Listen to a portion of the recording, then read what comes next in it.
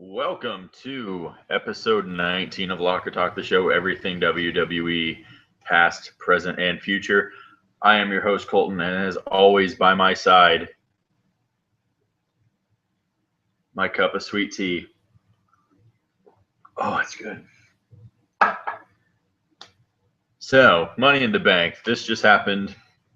A lot of controversy in the Twitter sphere of people bitching and moaning and complaining about the whole damn show, which I did a little bit of, but a lot of it going on tonight. A lot of people didn't like what was going on. Overall, I would have to commend WWE for at least making an attempt to try to change things up a little bit, throw a few curveballs. Some of them fell flat. Some of them didn't work very well. But at least they tried. That's really all you can ask for anymore. So I'm just going to go through this really quick, give my thoughts. I didn't do very well on my picks. I don't know if anybody did very well on their picks, but whatever. It's the fun of wrestling. You don't know what's going to happen. Yes, it is scripted, but you just never know. Also, suck it, LeBron. Okay, moving on to the first match. R-Truth versus King Barrett on the pre-show. I was just informed by Sean Running 72 on Twitter, if you want to give that guy a follow, that me picking this match correctly does not count. However, it does count because I say so, and this is my show.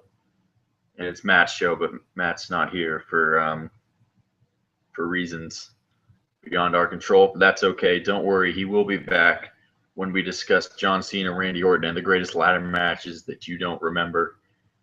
We've been thinking hard on these, and it's going to be great. Don't you worry.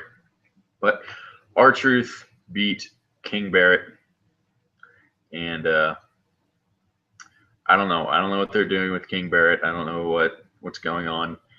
Obviously, an amazing talent.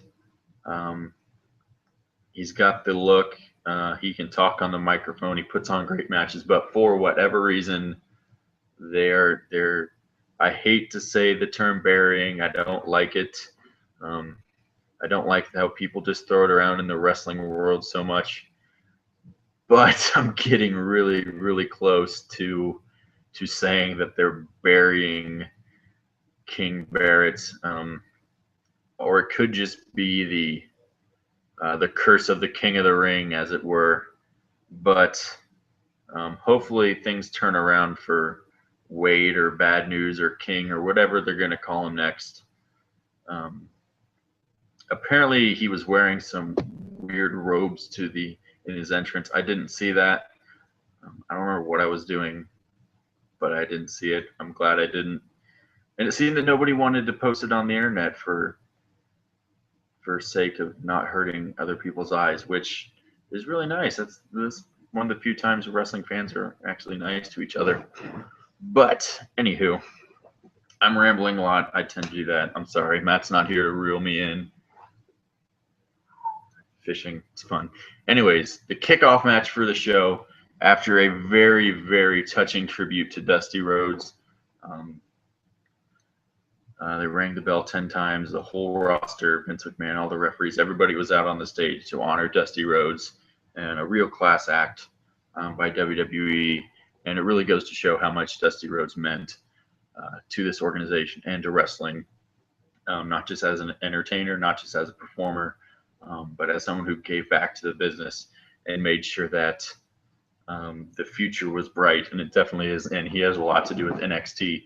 So if you love NXT, thank Dusty Rhodes. He's a big part of it.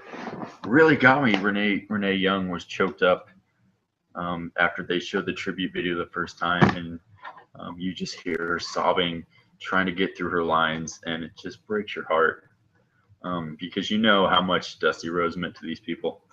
So very touching by WWE. I, however, did not need to see the tribute video the second time. I had a hard enough time watching it the first time around.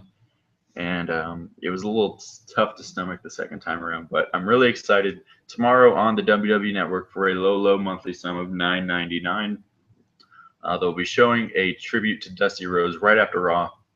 Make sure you watch that. It'll be a lot of fun. I know I'll be tuning in. Excuse me. Whew, dinner. Good stuff. Anyway, so our first match was the Money in the Bank ladder match, which pitted Dolph Ziggler against Kane versus Kofi Kingston versus Randy Orton versus Neville versus Sheamus versus Roman Reigns. Who picked Sheamus to win? Oh, that's right. Matt chose Sheamus to win. I think the only person in the universe who picked Sheamus to win was Matt. So congrats. Good job, Matt. Even though I don't think anyone's really happy about it. It was a good match overall. There were some fun spots. I don't know why Dolph Ziggler continues to headbutt people with his history of concussions. They made Kofi Kingston look really strong at various points during the match. They made Roman Reigns look really good at various points during the match. Neville, as always, he does what Neville does. We didn't see the red arrow off the top of the ladder. I was disappointed that we still got to see it. It was really cool, but I'm a little disappointed. Also, I'd like to thank our one viewer for tuning in live. I assume that's Andy from RTM Wrestling. If so, hi, how's it going? Yeah,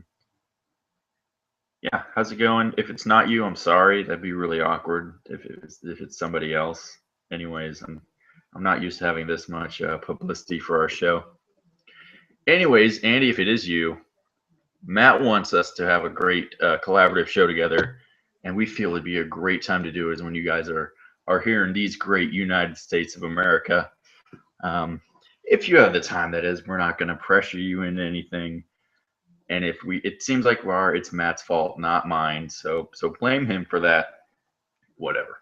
We'll move on. Sheamus won. I don't know.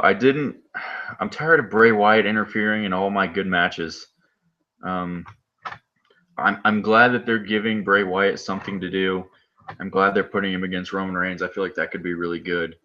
But at the same time, I feel like in a match like this where there's a lot going on, it's already no disqualifications.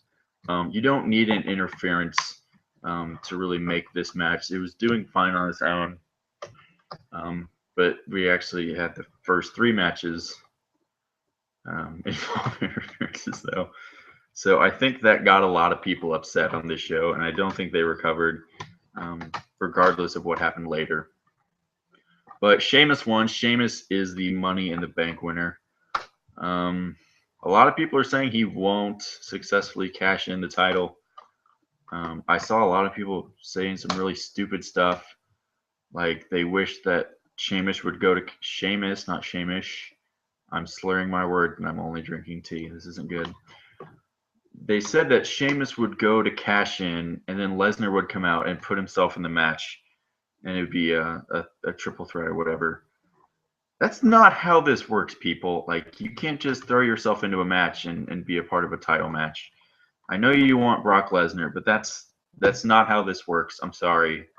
Call Howard Finkel. He will give you a full description of the rules. You'll have a fun time. You try to outthink the Fink. You can't do it, I promise. Oh, hey.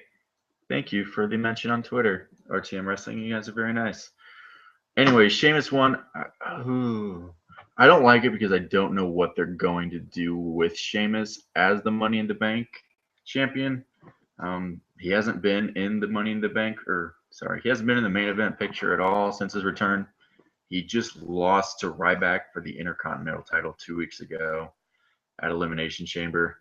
So this booking is confusing me. I felt like personally Sheamus made the least sense out of all these guys to win the title. I feel like they could have done anything with just about all these guys, and I'm not really sure what they're going to do with Sheamus.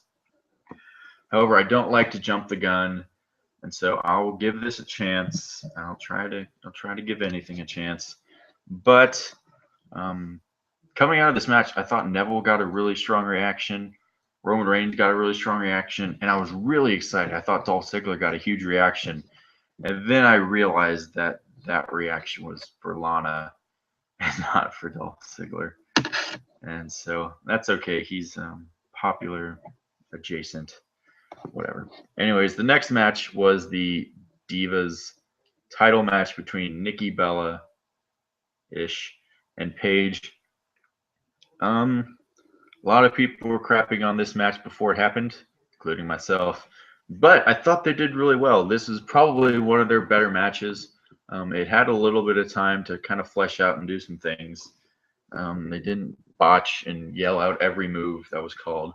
So that was good. I don't remember who I saw post it on Twitter. One of the big Twitter who post and have websites and have 400,000 followers or some astronomical number like that predicted that potentially the Bellas would try the twin magic. Brie would get in the match, and Paige would then pin Brie, which I thought, wow, that's really creative. And that could be really good for the Divas division. It could cause some stir. It could cause some excitement when they did that. But then they made it really stupid somehow. First off, Bellas don't really look that much alike. One has really dyed blonde hair. The other one has dark brown hair. One of them had their hair in a ponytail, and that's just the hair. Like, you know, obviously there's other things going on there that make them look different. But apparently, when another person gets in the ring and is involved in a pin, the referee didn't disqualify that person. Instead, the referee continued the match, and Nikki Bella got a pin on Paige, which is weird. I thought it would have been cool if it just would have ended at Paige pinning Brie, and then there being controversy over who is the actual Divas champion, either Nikki Bella or Paige. I thought that could have been decent. I thought it could have been cool, but they did it this way, and it was dumb. I'm sorry. Didn't like it. Next match. Oh, this match. Okay. Big Show and Ryback with everybody's favorite guy, The Miz, on commentary. So yeah, we already saw the finish to this match on Raw. Ryback shell-shocked Big Show, and Ryback decided to pick on The Miz because the WWE is supposed to be about anti-bullying, but whatever. And so Ryback beats up The Miz, beats up the Big Show, fighting, blah, blah, blah, blah. I thought it was going to be really cool. It seemed that Ryback was going to beat Big Show in about a minute. That would have made Ryback seem really strong. Beat a big guy like the Big Show that quickly. Might not have made a lot of sense, but it would have potentially helped Ryback. But then, as you know, Miz gets involved in the match and ruins it. Obviously, this is going to be setting up to a triple threat match at Battleground with The Miz, Ryback, and Big Show.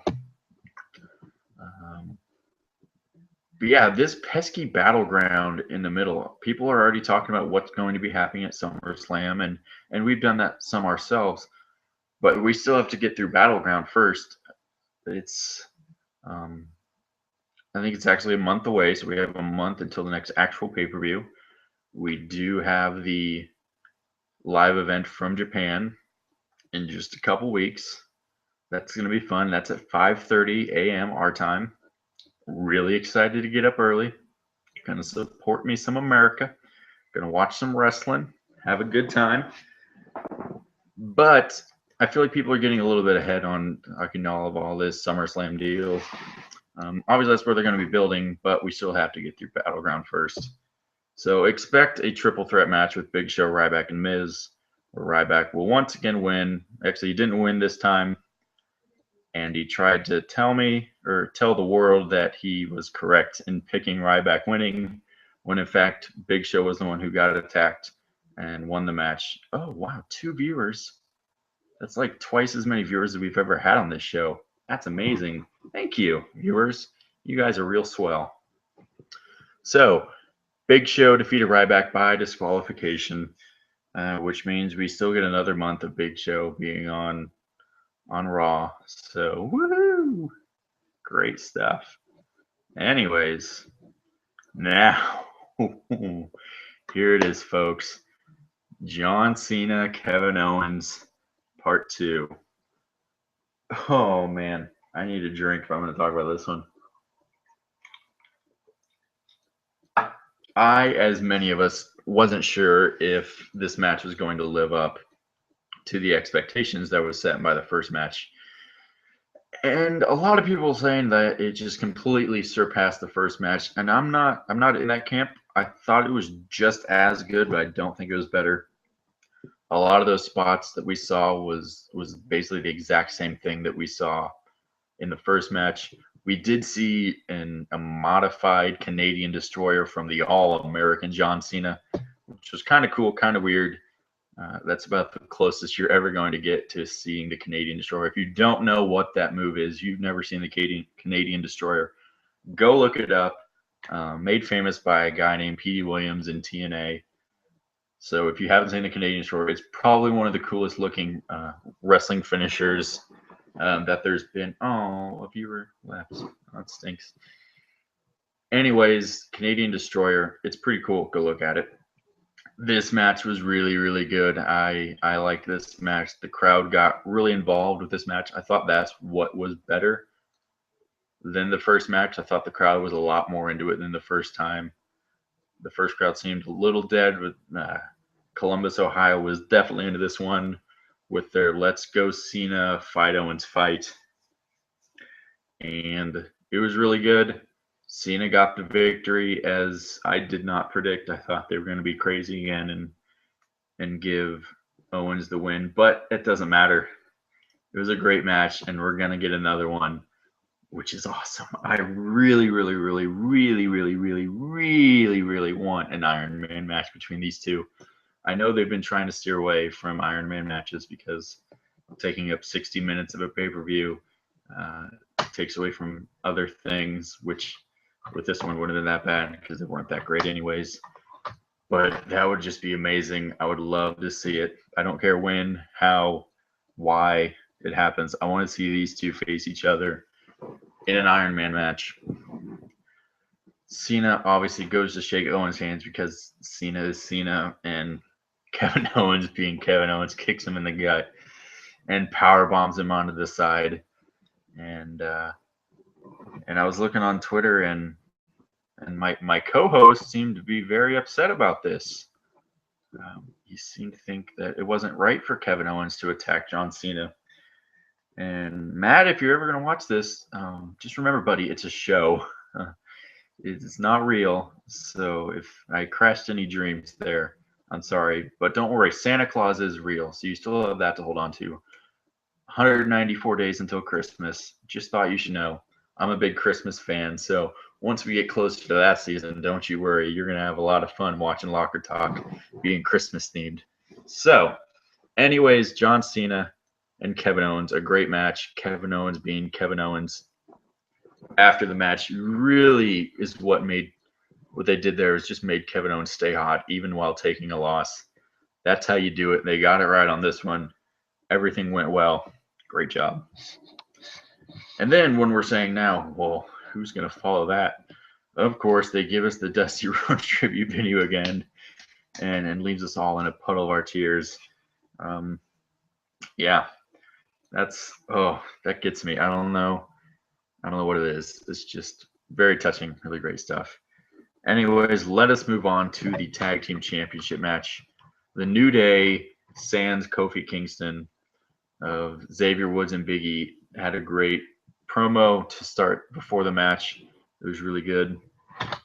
And of course, here comes Big Titus O'Neil and Darren Young, the prime time players with the millions of dollars and all this stuff. And they put on a really good match. Obviously, it's hard to follow Cena and Owens. The crowd was a little bit dead. But I thought they put on a really solid performance. Hey, second viewer, welcome back. They put on a really good performance. I was really, really shocked, as I think everyone else was, that the Primetime Players won the tag team titles. I think it's really cool. I did predict on our last show that they would win the titles eventually. I didn't think it would be right now. But I don't know about this. It seemed like the New Day was really hot, and they were doing really well. Excuse me. With the titles. However, I don't feel like really the New Day needs the titles. I feel like they're really at that point where they don't need the titles to be relevant.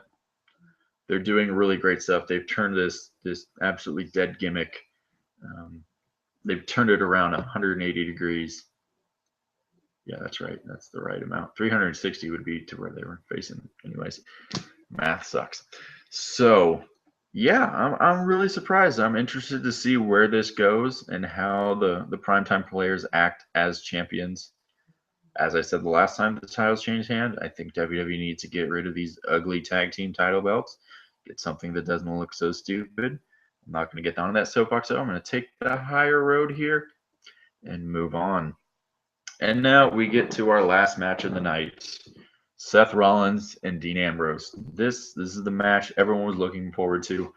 Not because it was a ladder match. Well, not just because it was a ladder match between the guys who I think probably have the best chemistry with each other of anyone on the roster, Dean Ambrose and Seth Rollins.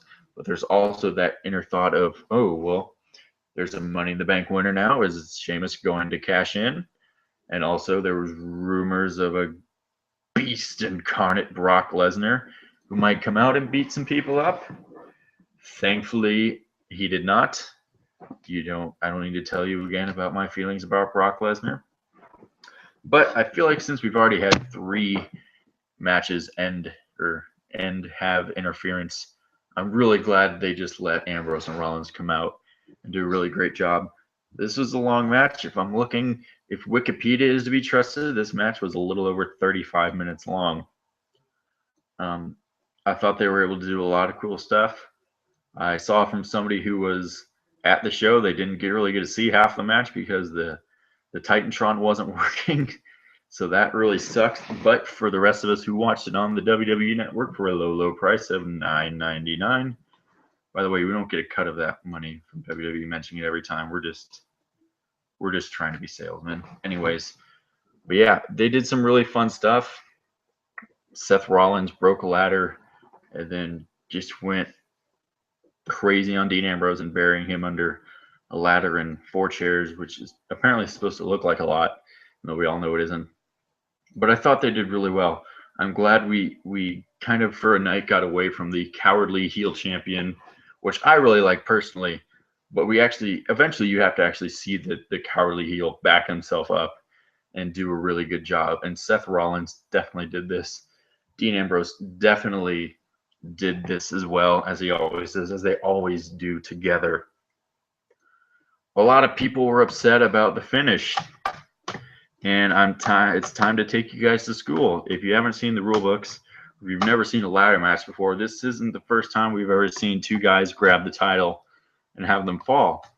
And Dean Ambrose lost control of the title. It's not a draw. It's the first person to come away with the title belt, which clearly Seth Rollins did. I don't like it. I wish Dean Ambrose would have won. I don't take it that way. I obviously want Dean Ambrose to win. I want him to be successful. But that's the way it ended. Once again, go ask Howard Finkel. He'll tell you all about it. He'll probably bore you to death with all the rules and details, but he'll tell you all about it. So, but yeah, overall, the first 3 matches kind of took away a lot, and I feel like it kind of detracted from the show and the fans' eyes a little bit.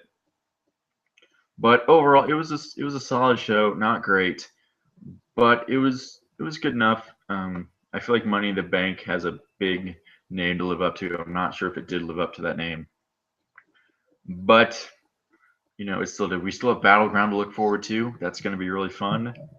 Maybe I think Battleground is like the second from the last on the list. It goes Fastlane, then the Battleground, and then other random pay-per-views that don't matter.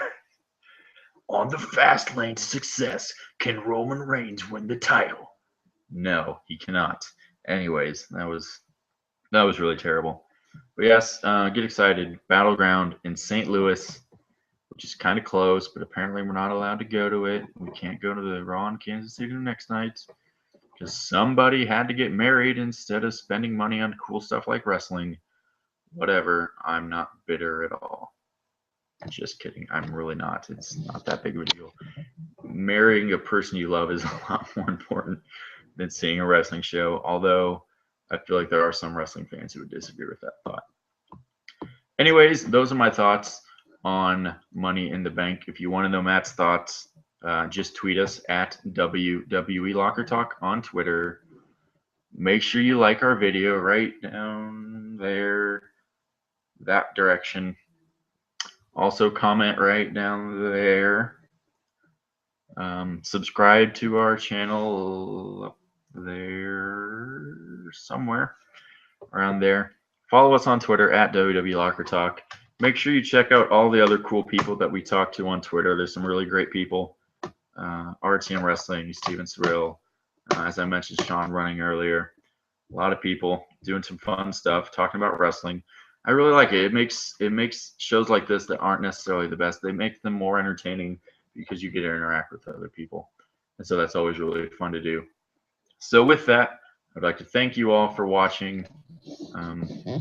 If you haven't had a chance, make sure you go back and watch all of our other ones, except for the first 2 or 3, because honestly, those were really, really bad. And I won't even watch those. They're that bad. But once again, thank you for watching. I will tweet along with all of you tomorrow night for Raw.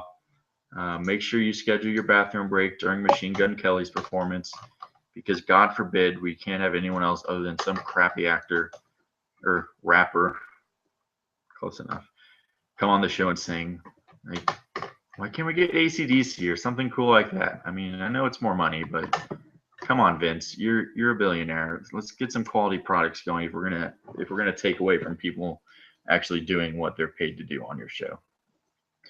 Anyway, so this is episode 19 of Locker Talk.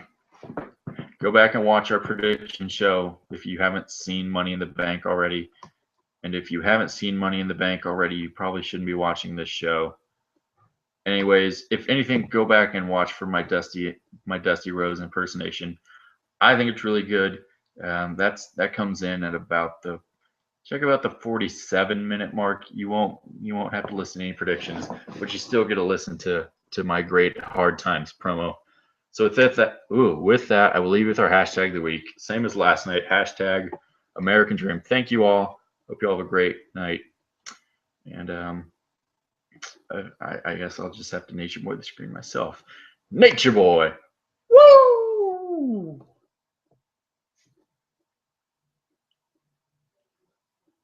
Yeah, I still haven't hit the stop broadcasting button. I don't know. I'm just trying to. I really don't want to go to bed, but I'm tired and that kind of feeling. So I'm just. Okay, I'm going to leave. Anyways, sorry. Leave us your thoughts on the show. What did you think of Money in the Bank? Let us know at wwelockertalk.com, not .com, on Twitter. All right, see you later. Bye.